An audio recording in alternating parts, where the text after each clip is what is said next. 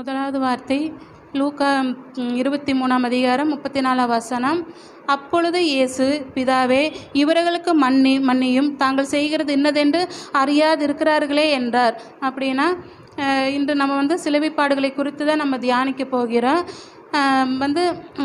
நாம் செய்த பாவங்களுக்காக இந்த உலகில் மனிதராக பிறந்து பாடுகளையும் நிந்தைகளையும் அவமானங்களையும் சகித்து கொண்டு நமக்கு மீட்பு கொடுப்பதற்காக தன்னுடைய கடைசி துளி ரத்தத்தையும் நமக்காக சிந்தின நம் ஆண்டவராக இயேசு சிலுவையில் அறையப்படும் போது அவர் பேசின முதல் வார்த்தையை கொண்டு தான் நம்ம தியானிக்க போகிறோம். சிலுவையில் முதலாவது பூத்த பூ மன்னிப்பு. அப்போ மன்னிப்பு குறித்து நம்ம பார்க்க போகிறோம். மன்னிப்பு அப்படின்னா நம்ம யாரையெல்லாம் நம்ம மன்னிக்கிறோம், எப்படிப்பட்டவர்களை நம்ம மன்னிக்கிறோம் அப்படின்னா, இன்றைக்கு அநேகர் தவறு செய்து விட்டால் நம்ம ஈஸியாக சொல்லிடுவோம், ஐ எம் சாரி அப்படின்னு நம்ம சொல்லிடுவோம். ஆனால் நம்ம அவங்ககிட்ட மன்னிப்பு கேட்கும்போது நம்ம அதை நம்ம கேட்க மாட்டோம். ஏன் அப்படின்னா மன்னிப்பு நம்ம சொல்கிறதுக்கு நம்ம ரொம்ப தயங்குவோம், யோசிப்போம். ஏன்னா நம்ம தயங்குவோம். அப்போ நம்ம செய்கிற தவறுக்காக மன்னித்து விடு என்று சொல்கிறதுக்கு நம்ம தயங்குறோன்னு சொல்லி பார்க்குறோம். இன்றைய காலங்கள் அநேகர் பாவம்தான் என்று உணராமலும் சூழ்நிலை சமாளிக்கிறதுக்காக மன்னிப்பு கேட்குறாங்க. நம்ம செய்கிறது பாவம் அப்படின்னு அவங்க தெரியாமல் சூழ்நிலை சந்தர்ப்பங்கள் சமாளிக்கிறதுக்காக அவங்க என்ன சொல்கிறாங்க அப்படின்ட்டு மன்னிப்பு கேட்குறாங்க. ஆனால் முழுமையாக அவங்க மன்னிக்கிறது இல்லை. ஆண்டவர் நம்மளை சொல்கிறாரு, சிலுவையில் அறையப்படும் போது கூட, பிதாவே இவர்களை மன்னி, இவர்கள் செய்கிறது என்னதென்று அறியாதிருக்கிறார்களே அப்படின்னு சொல்லி தான் அவர் நமக்கு சொல்கிறார். ஆனால் நம்ம மற்றவங்களை மன்னிக்கிறது இல்லை. ஆனால் நம்ம மன்னிக்கிறேன்னு சொல்லுவோம், ஆனால் மன்னிக்க மாட்டோம். ஏன் அப்படின்ட்டா, போன வருஷம் கூட நம்ம ஏதோ ஒரு தவறு செஞ்சுருப்போம், ஆனால் அதை நம்ம மன்னிச்சிட்டுன்னு சொல்லிடுவாங்க. அதை மன்னிச்சிட்டு அப்படின்னா அந்த காரியத்தை நம்ம திரும்ப பேசக்கூடாது. ஆனால் அது திரும்பி நம்ம பேசும்போது என்ன, நம்ம மன்னிக்கலை. நம்ம முதல்ல அது மனம் திரும்பலை. நம்ம மனம் திரும்பி நம்ம முதல்ல மன்னிப்பு ஏற்றுக்கொண்டாத மற்றவங்களை நம்ம மன்னிக்க முடியும். ஆனால் ஒரு காரியங்கள் என்ன சொல்கிற அப்படின்ட்டா, ஒரு காரியங்கள் ஒருத்தர் தவறு செய்கிறாங்க அப்படின்னா அவங்க தெரிஞ்சே செய்யிட்டு தெரியாமல் செய்யிட்டு, ஆனால் மன்னிச்சிட்டோம் அப்படின்னா அந்த காரியத்தை குறித்து நம்ம அவங்கள காயப்படுத்தக்கூடாது. காயப்படுத்தி வேதனைப்படுத்தி அவங்கள குத்தக்கூடாது. ஒவ்வொரு வார்த்தையினால குத்தியை நம்ம பேசக்கூடாது. ஏன் அப்படின்னா மன்னிக்கிற குணம் தான் ஆண்டவர் நமக்கு கொடுத்துருக்கிறாரு. அதனால தான் முதலாவது 7 வார்த்தை பேசியிருக்கிறாரு. ஆனால் முதல் வார்த்தை என்ன சொல்கிறாரு, மன்னிப்பு. இவங்க செய்கிறது என்னதுன்னு அறியாத இருக்கிறவங்களை மன்னிங்கன்னு தான் அவர் சொல்கிறார். சிலுவையில் எத்தனை பாடுகள், 39 அடிகள் பட்டிருக்கிறாரு. கன்னத்தில் அரைஞ்சி, காரி துப்பி, உமிழ்நீரால் துப்பி, அவங்கள வாரினால் அடித்து, முள்முடி சூட்டப்பட்டு, எத்தனை அடி அவருக்கு பட்டாலும், ஆனாலும் நமக்காக ரத்தம் சிந்தி, சிலுவை சிந்தி நமக்காக ரத்தம் சிந்திருக்கிறான்னு சொல்லி நம்ம பார்க்குறோம். அப்போ அவருக்கு ஆனால் இயேசு கிறிஸ்து ஒரு பாவம் அறியாதவர். என்னென்னா ஆத்துமாக்கள் அழிந்து போய்விடக்கூடாது என்பதற்காக நமக்காக இந்த உலக மனிதராக நம்மில் ஒருவராக இருந்தார். ஆனால் நம்ம அவளை ஏற்றுக்கொள்கிறதில்ல. எப்படின்னா ஒரு சின்ன காரியம் வந்தால் கூட மறுதளிச்சிருவோம், ஜெபிக்க மாட்டோம். ஒரு வீட்டில் ஒரு பிரச்சனைன்னா ஜெபிக்க மாட்டோம், வேத வாசிக்க மாட்டோம், நம்ம அந்த மாதிரி இருப்போம். ஆனால் அவர் என்ன சொல்கிறார் அப்படின்ட்டா, எத்தனை போயிட்டு, ஆனால் இயேசு செய்த பாவங்களுக்கு ஒரே பலியாக சிலுவையில் பலியானார். அவர் இந்த உலகத்தின் எப்படி பரிசுத்தமாக இருக்க வேண்டும், அன்பாக இருக்க வேண்டும் என்று தான் நமக்கு சொல்லி கொடுத்துருக்கிறாரு சொல்லி நம்ம பார்க்குறோம். இப்படி எந்த பாவம் அறியாத அவர் நிந்தித்து அவமானப்படுத்தி சிலுவையில் அறையப்படும் போது அவர் கூறிய வார்த்தை என்ன அப்படின்னா, பிதாவே இவர்களுக்கு மன்னி, இவர் செய்கிறது என்னவென்று அறியாது இருக்கிறார் என்று தான் அவர் கூறினார். அப்போ நம்ம ஆராதிக்கிற தேவன் எப்படிப்பட்டவராக இருக்கிறாருன்னு சொல்லி பார்த்தீங்களா? தங்கள் சுயத்தின்படி செயல்படுகிற யார், இப்படி ஒரு நல்ல ஒரு மனிதரை கொடூரமாக சிலுவையில் அறையப்பட மாட்டாங்க. எப்படின்னா சிலுவையில் அறையப்படும் போது கூட நம்மளை இவங்க என்ன, நம்ம தவறே செஞ்சாலும் இதுனதாண்டு அறியாத செய்கிறாங்க, தெரியாமல் செஞ்சுட்டாங்க அப்படின்னு சொல்லி தான் அவர் சொல்கிறார். ஆனால் கொடூரமாக சிலுவையில் அவர் அரைஞ்சிருக்கிறேன்னு சொல்லி பார்க்குறேன். தொங்கிவிடி தம்மை நிந்திருக்கிற பிதாவினிடத்தில் பரிந்து பேசுகிறவளாக இப்போ காணப்படுறாரு. பிதாவினிடத்தில் நமக்காக பரிந்து பேசுகிறாரு. அவர் நம்ம பாவங்களுக்காக, அக்கிரமங்களுக்காக, மீறுதலுக்காக, நமக்காகத்தான் அவர் அரைஞ்சிருக்கிறாருன்னு சொல்லி பார்க்குறோம்.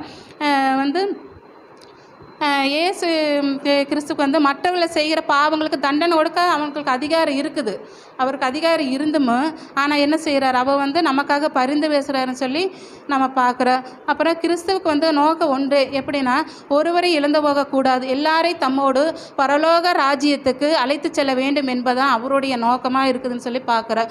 ஒருத்தர் ஒரு ஆத்மா கூட வீணாக போகக்கூடாது, அது ஒரு ஆத்மா கூட வீணாக போக எமக்கு சித்தமில்லை பிரியமில்லை என்று சொல்கிறாரு. அதனால தான் வந்து ஒரு ஆத்மா கூட நம்ம வீணாக போயிடக்கூடாது, நம்மளோட பரலோக ராஜ்யத்துக்கு அவரை வந்து நம்ம கொண்டு போகணும்னு சொல்லி எடுத்து செல்லணும்னு சொல்லி நம்ம பார்க்குறோம். அப்புறம் வந்து இன்னொரு காரியத்தை கூட நம்மளை வந்து அறிந்து கொள்ள முடியும். என்ன அப்படின்னா, இயேசுவோடு கூட சிலுவையில் அறையப்பட்ட 2 கள்ளர்களில் ஒரு கள்ளனுக்கு வந்து அவர் என்ன கொடுத்துருக்கிறாரு, மன்னிப்பு கொடுத்துருக்கிறாருன்னு சொல்லி பார்க்குறோம். 2 கள்வர்கள் அவருக்கு வந்து சிலுவையில் அறையப்பட்ட போது ஒருத்தருக்கு வந்து மன்னிப்பு கொடுத்து ரட்சித்து நம்ம ஆண்டவராக இயேசு கிறிஸ்துவுக்கு நம்மை பற்றி நம்ம ஆத்துமாவை பற்றி அவருக்கு உண்டான தாகம் யாரும் அழிந்து விடக்கூடாது என்பது தான். அவர் மானிடராக பிறந்தது முதல் சிலுவையில் அறையப்பட்டு உயிர் பிரியும் தருணம் வரை ஆத்துமாவுக்காக பரிதவித்து பிதாவின் இடத்துல வந்து நமக்காக வேண்டுதல் செஞ்சுருக்கிறான்னு சொல்லி நம்ம பார்க்குறோம். அப்புறம் வந்து மத்தேயு 18ஆம் அதிகாரம் 21-22 பேதுரு வந்து இயேசுவிட வந்து ஆண்டவரே என்னோட சகோதரன் வந்து எத்தனை முறை மன்னிக்க வேண்டும் அப்படின்னு சொல்லி 7 தரம் மட்டுமோ என்று கேட்டான். அதற்கு இயேசு 7 தரம் மாத்திரமல்ல 70 தரம் மன்னிக்க வேண்டும் என்று சொன்னாராம்.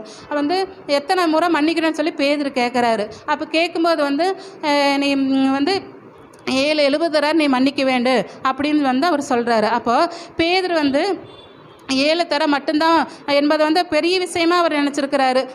7 தரம் தான் நம்ம மன்னிக்கணும் அப்படின்னு சொல்லிட்டு அவர் பெரிய விஷயமா இருந்து ஆண்டவர்கிட்ட வந்து அவர் கேட்குறாரு.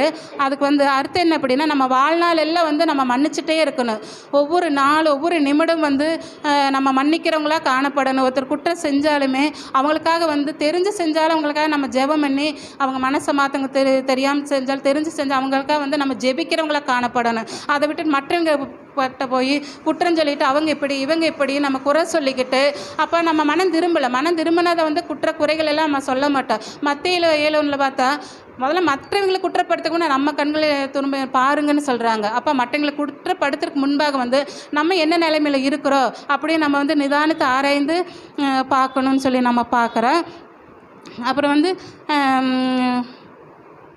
ஆனால் வந்து தவறு செய்ய மன்னிப்பு கேட்பதில்லை, மன்னிப்பு கேட்டவாது உபயோகப்படுத்துவதும் இல்லை. அப்போ வந்து இயேசு வந்து வாரினால் அடிபட்டு அவரை துப்பி கன்னத்தில் அரைஞ்சு ஆடையை உருவி சதை கிளியத்தக்கதாக சாட்டையால் அடித்து தள்ளாடுகிற நிலையில் சிலுவை சுமந்து 3 ஆணிகளை நமக்காக வந்து நம்முடைய பாவங்களுக்காக கொண்டவரை மன்னிக்கும் போது நாம் வந்து எம்மாத்திரன்னு சொல்லி நம்ம பார்க்குறோம். இவ்வளோ கஷ்டப்பட்டாலும் அவரை இத்தனை காயங்கள் பட்டு அவர் மன்னிக்கிறவர் இருக்கிறார். ஆனால் நம்ம எம்மாத்திரம், நம்ம எந்த ஒரு பாடுமே அனுபவிச்சது கிடையாது. எப்படின்னா யோபு எத்தனை பாடுகள் பட்டார், பிள்ளைகளை இழந்தார், 10 பிள்ளைகள் அவங்களுக்கு வந்து இழந்தார், ஆடு மாடு அவங்க சொத்து சக எல்லாம் இழந்து அவருக்கு வந்து இது வியாதி கூட வந்துச்சு. ஆனாலும் வந்து அவங்க மனைவி இவ்வளோ கஷ்டப்பட்டாலும் வந்து ஆண்டவரை வந்து தூசி ஜீவனை விடுன்னு சொல்லி அவர் சொல்கிறார். ஆனால் என்ன சொல்கிறாரு, நீ பைத்தியகாரி பேசுகிற போல பேசுகிற, ஆனால் வந்து நம்ம நன்மைப்பட்ட தீமை பெற வேண்டாமோன்னு சொல்லி அவர் சொல்கிறாரு. அப்போ வந்து யோபு எத்தனையோ பட்டிருக்கிறார். ஆனாலும் வந்து அவரோட விசுவாசம் வந்து ஆண்டவர் விட்டு அது விலகவே இல்லைன்னு சொல்லி நம்ம பார்க்குறோம். நம்ம அப்படிப்பட்ட பாடுகள் வந்து அனுபவிச்சதே இல்லை. சின்ன காரியங்கள் இந்த கஷ்டங்கள் அப்போ ஏன் நமக்கு வருது, குடும்பத்தில் வந்து ஆசீர்வாதம் இல்லை. ஏன் அப்படின்னா நம்ம வந்து முதலாவது ஆண்டவரை தேடணும், முதலாவது நீதி ராஜ்யத்தை தேடணும். அப்போ கூட கொடுக்கப்படும் சொல்கிறார். முதலாவது அவரை தேடணும். அதிகாலை தேடி என்னை கண்டறிவன்னு சொல்கிறாங்க.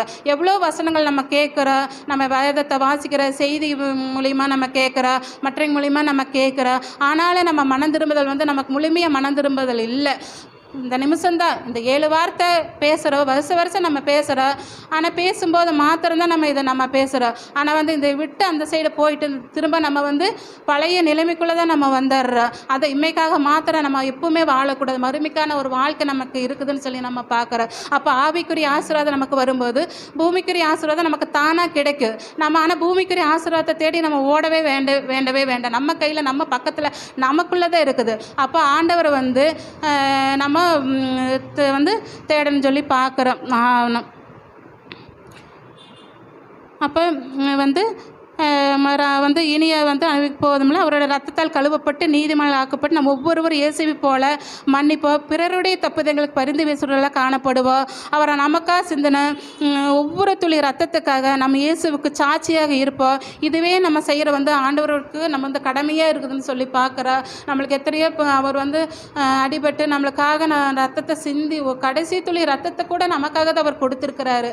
ஆனால் வந்து நம்ம சாட்சியுள்ள வாழ்க்கை வாழ்வை முதல்ல குடும்பத்தில் அக்கம் பக்கங்களில் நம்ம சபைகளில் உறவுக்குள்ளே நண்பருக்குள்ளே கணவனுக்குள்ளே மனைவி பிள்ளைகளுக்குள்ளே நம்ம சாட்சியுள்ள வாழ்க்கை மற்றவங்களை வந்து நீங்கள் வாங்க கிறிஸ்துக்குள்ளே வாங்க நம்ம ரட்சிக்கப்படுங்க நீங்கள் ஆண்டவரை வந்து நீங்கள் பிடிச்சிங்க நம்ம சொல்லாதபடிக்கு நம்ம வாழ்ந்து நம்ம வந்து மாதிரியாக நம்ம வந்து வாழ்ந்தால் தான் வந்து அவங்க வந்து நம்மளை கேட்காமே நமக்குள்ளே நம்ம ரட்சிப்புக்குள்ளே கடந்து வருவாங்கன்னு சொல்லி பார்க்குறா.